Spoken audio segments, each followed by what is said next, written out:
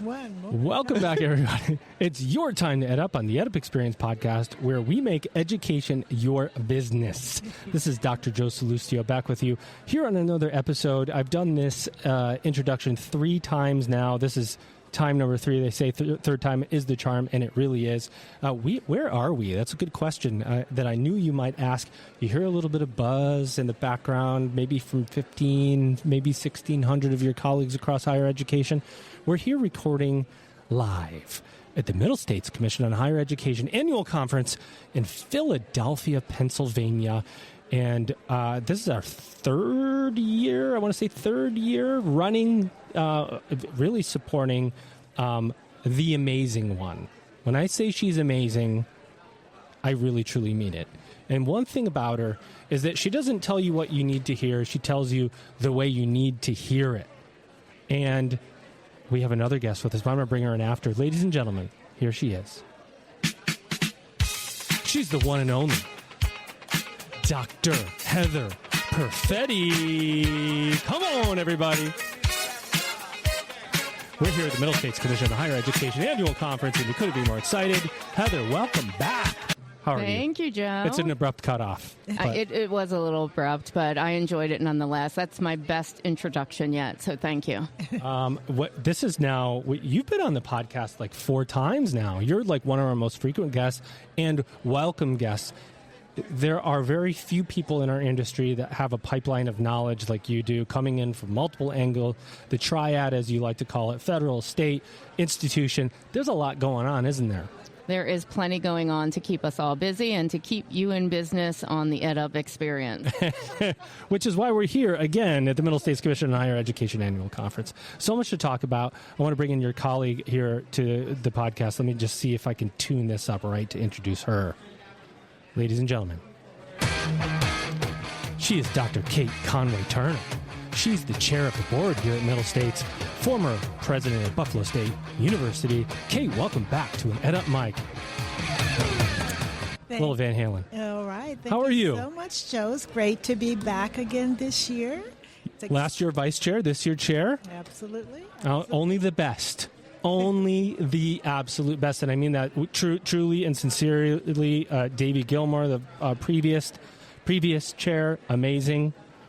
And when I interviewed you and she together, I don't know, 2 years ago, I was like, wow, it's a pretty darn good board you got going on here. And here you are, chair of the board. It's been a busy year, hasn't it?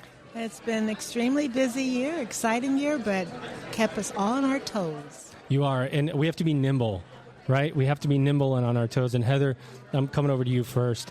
To put it, I don't know how I put it. I'm not sure how I should put it, but it has been a year of information overload, adapting to rapid change, maybe some institutional confusion, and I mean that like at the actual institutional level and our governmental institutions. You know, there's a lot to keep track of. So how do you keep track of all that's happening to ensure that institutions know what's going on? Because it is very confusing. It is, and I think this goes back, Joe, you mentioned when we first got together and connected, and that was during the pandemic. You invited me to be interviewed. And so if you think about the chaos at that time, we handled it well, and we were able to provide information to our constituents in a way that helped them get through those challenging times. And so here we are again with some different challenges. But I think what we try to do with the support of our commission and certainly with Kate is make sure that we are over-communicating, that we are staying ahead of the conversation. Exactly. And it's an honor to be in the conversation still. And I said that from the main stage tonight, and I really meant it. There is no better time to be involved in federal policy and state policy, and there are no better people to do it with than my commission, and that is attributed to the leadership of Kate.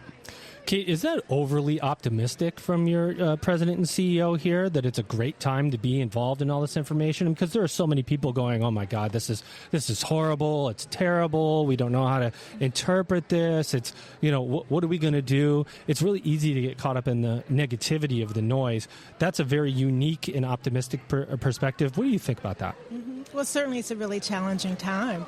And one of the things our institutions need to do is to have really clear information and to have someone available to help them sort through and figure out really what the message really is. And so with messages coming so quickly to higher education, that oftentimes people just kind of get lost in the weeds. And so Middle States really provides an opportunity to have professionals there that can help our institutions sort of sort out to see what this new message means. And, we're at the conference right now, and this is a great opportunity for people to get together. You've probably noticed people sitting together in clusters and groups of 2 and 10. And so it's an opportunity for people to really talk to each other and to kind of figure out how together we can think through the next movements as we move forward. So I think it is an opportunity.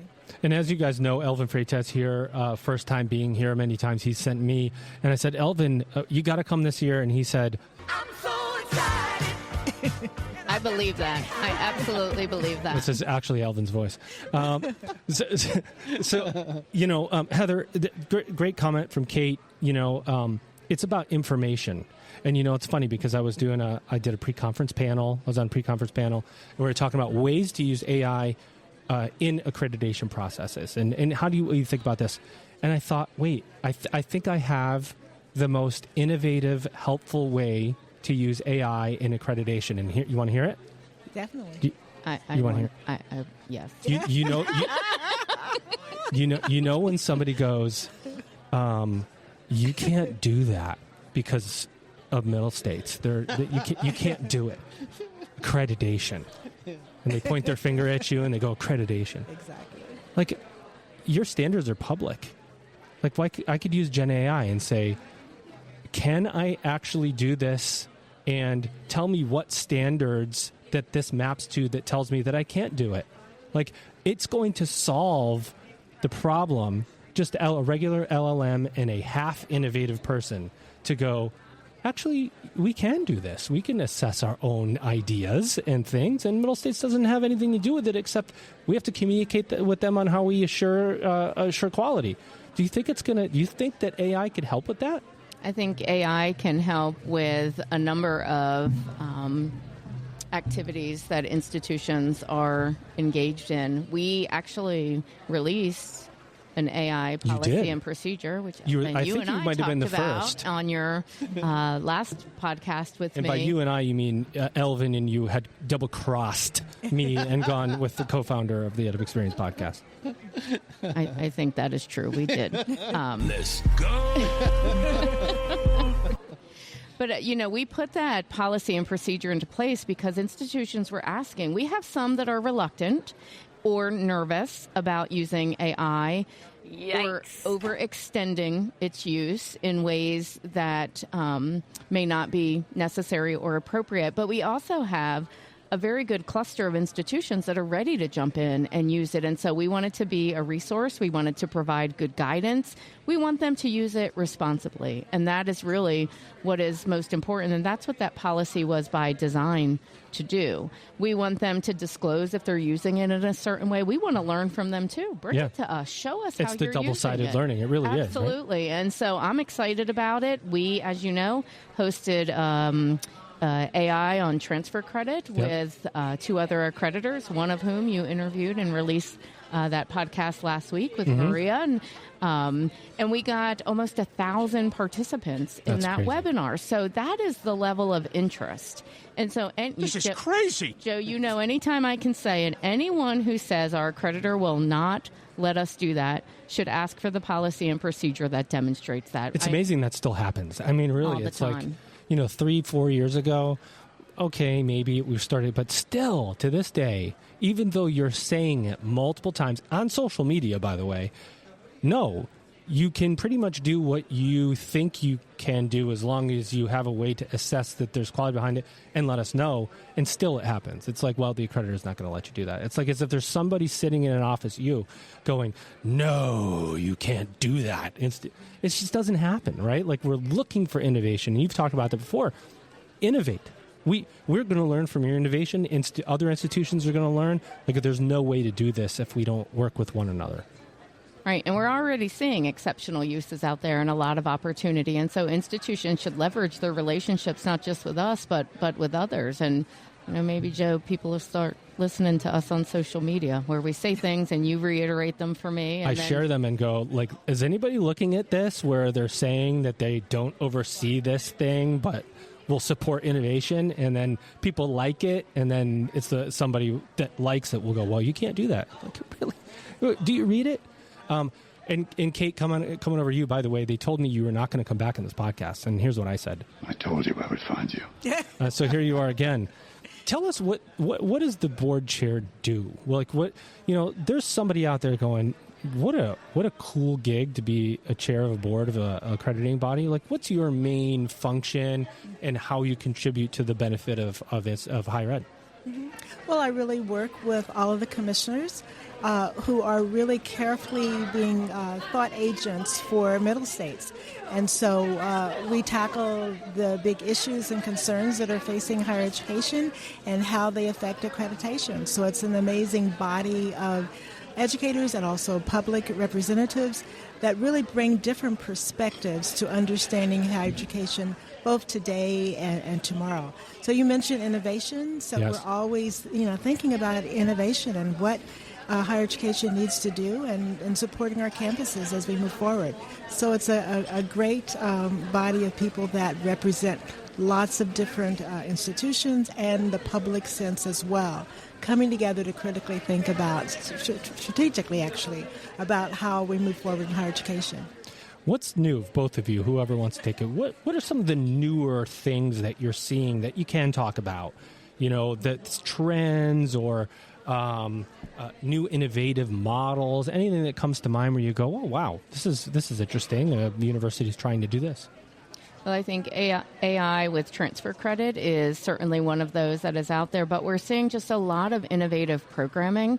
Micro-credentials are still something that institutions are delivering and stackable credentials. And now with Workforce Pell, we are seeing the innovative models come together with those who deliver continuing education programs, workforce development. This is not necessarily new, but the conversation has taken a different approach. Yeah. And so we're seeing institutions begin to identify better ways to even leverage these conversations in that moment. So there's going to be really good program analyses, program expansion, working with employers, contributing different to communities in unique and innovative ways. We're also going to continue to see mergers and acquisitions and other challenges for higher education communities, but I'm excited about the future and the conversation and the ways that our institutions are stepping into those conversations.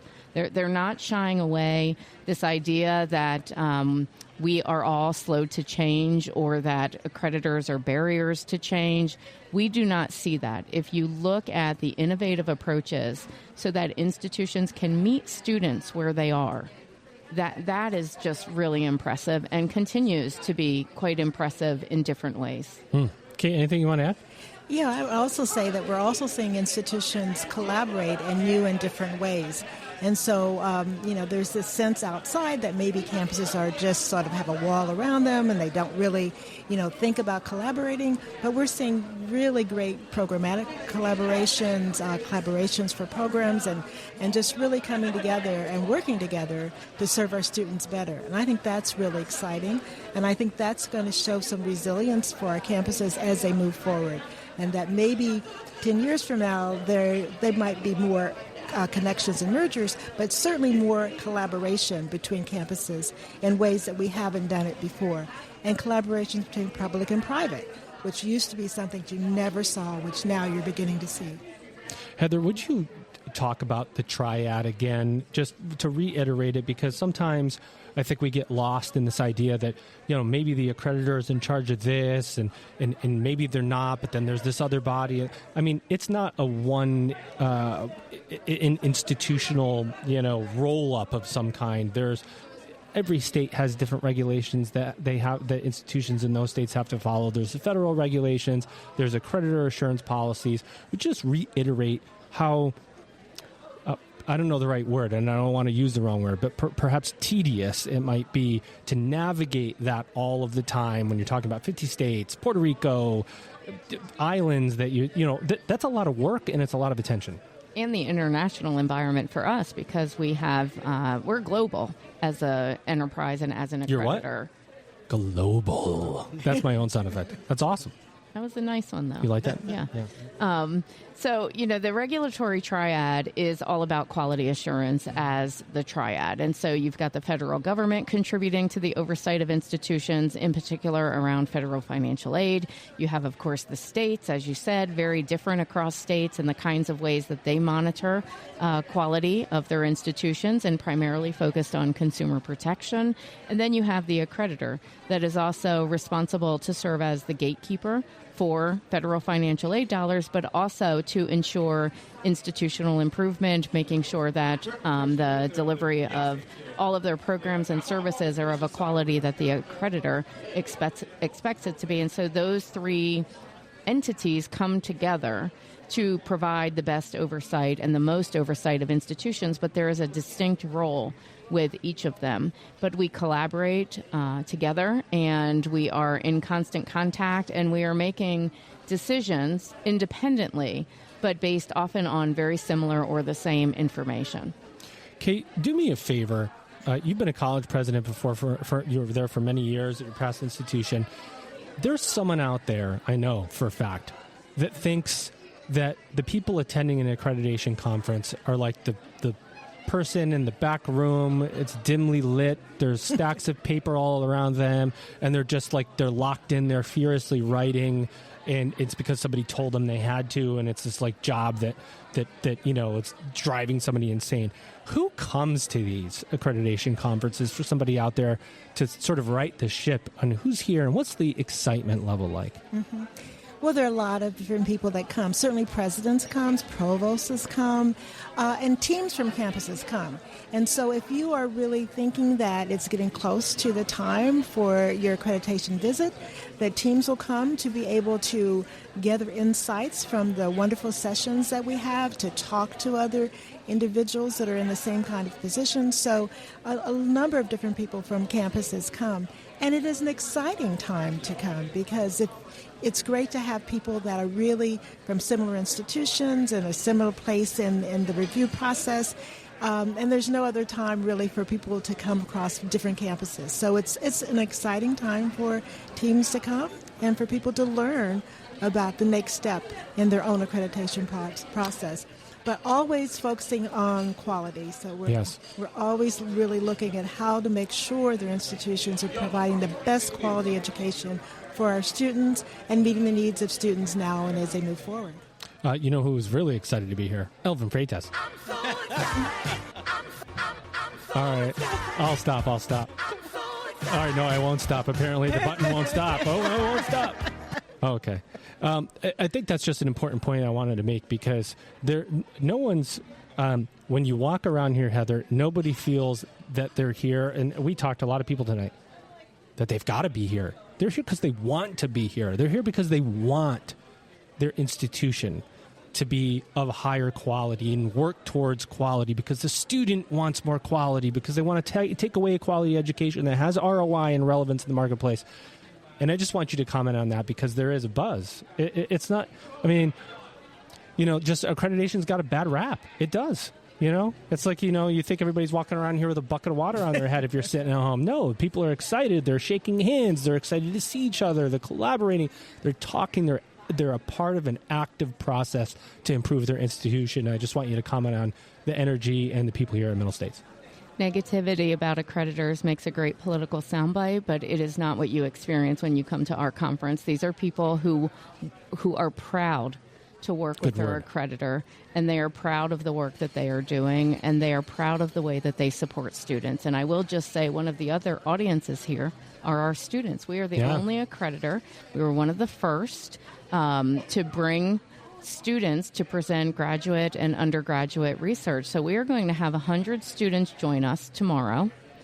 And that is amazing. So this idea that we are not a student-centered industry, for lack of a better term, when students are involved in our accreditation activities on their campuses, they meet with our vice presidents when they go and visit them.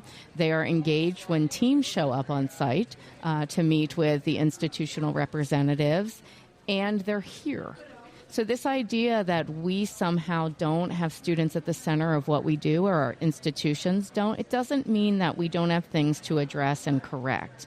But it is obvious at every angle you look with our commission that students are at the center of everything. Literally, you brought them to the center of the conference. Literally, they're going to be in the center of everything. I think that's just a great point, because that is what we do.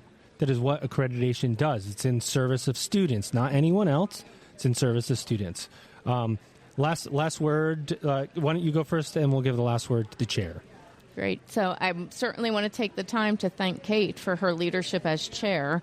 I think the one way that I have described our commission is they are incredibly brave. They are not afraid of the real issues. They are not afraid to make change, and they embrace and encourage innovation for the benefit of quality assurance and for our students. And we owe that to her leadership. What do you say to that, Kate? Well, thanks a lot, Heather. I mean, it's amazing to work with this group of professionals that really are so deeply dedicated to making our institutions the very, very best. And we know that we're in a changed time, and so we will continue to work with the institutions to address the issues that they face so they can continue to be the amazing institutions that provide education for our students and prepare them for the future. And one last comment about the students that are coming tomorrow. One of my favorite things, because it just really reminds us what it's all about. These students are so excited to be here. They're showcasing their research. They're being advocates for their campuses, and they're just amazing to talk to. And it's a really great reminder for all of us, and a reaffirmation that it's all about our students. So it's one of my favorite moments when we walk around and talk to the students and really sort of granularly understand how important their campuses are to them and their futures. Well, I'll add that, we, Elvin and myself, we don't have to be here. We want to be here. Heather, you're a great friend. Kate, a friend. You guys are our colleagues and our friends, and we want to celebrate your work. We see how hard you're working. We see the passion on your faces. We see the passion of colleagues across higher education here walking through the hallways. It's our intention to celebrate the work that you're doing, the necessary and important work that you're doing, and give you the microphone to state it unequivocally with confidence that this is why we exist in higher education, because it's in service of students and not anyone else. It's our honor to be here. As I said, Elvin, I would play the song again for him. It doesn't stop. But we really, truly are honored to be here, and hope that many more years we can be here championing your message, boosting your message, and the hard work that you do. So thank you for having us. Well, thank you for being here, and you're invited back anytime. And Elvin's going to stay excited and come back and spend more time with us. And we hope that you continue to enjoy your time with us. And we thank you for being great partners and great friends to us, too. It's been a great relationship, and we're going to keep you coming back. Ladies and gentlemen, Dr. Heather Perfetti, Dr. Kate Conway-Turner, they are the amazing administrators here at the Middle States Commission on Higher Education. And we are very excited to be here. You know what you've done? You've just ed-upped.